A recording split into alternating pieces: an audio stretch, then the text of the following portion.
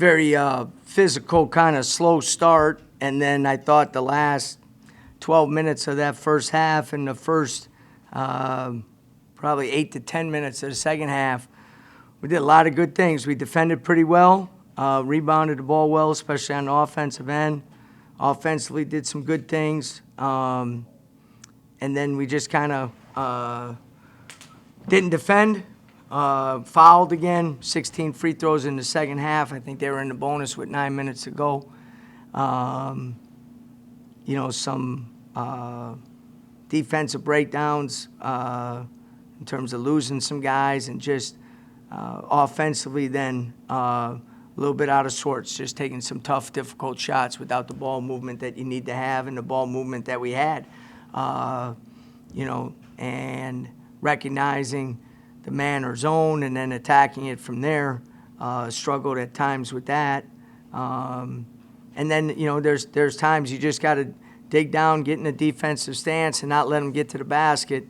And we just weren't able to do that. The fouls in the second half is concerning because it's been the case in all three losses. Just too many free throws in the second half. Our inability to get defensive stops. We gave up 7 offensive rebounds in the second half as well, which is way too many, especially when they only have 11 for the game. We had multiple guys play in the second half and didn't get any defensive rebounds.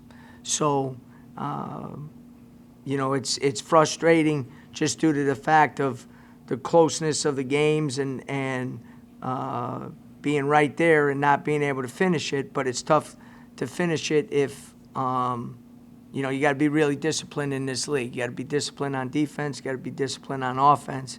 And at times we're struggling in that area. You mentioned that the team did a lot of good things tonight, and it just kind of got away. They got away from that in the second half. When that happens, what can a coach do to get them back to all the good things that we're doing?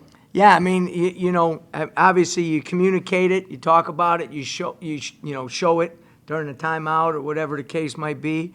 What's interesting is, 3 out of the last 4 possessions, we get the ball to the middle against the zone and we get really good action. You know what I mean? But there comes a point where the maturity on the court and the understanding on the court, you got to have that. You got to have that, and we've struggled in that in all three of the games, and understanding that and learning from that and growing from that, and recognizing that is a big key for us to take a step forward. You faced the last 2 games, and you'll get a third when you play Houston. 3 teams that pride themselves on defense, that have very unique schemes defensively. What's the key to staying within your offense against, with Temple and a Wichita State that wants to put you in this slow defensive battle? You got to just keep hitting the next open man, and you can't stand. You got to pass and cut and move. When we did that, we got second side and third side open shots or open post-ups.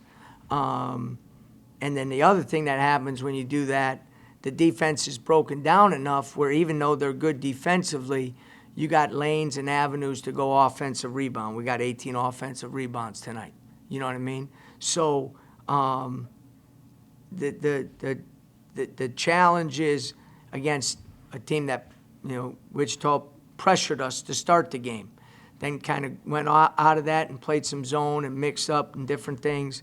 So you have to stay consistent in terms of your movement and sharing the ball, and understanding that our best offense is when that ball is moving and we're making the extra pass, and having the maturity. Okay, I got a good shot, but this next pass is going to create a great shot, and having that understanding is going to be critical for us.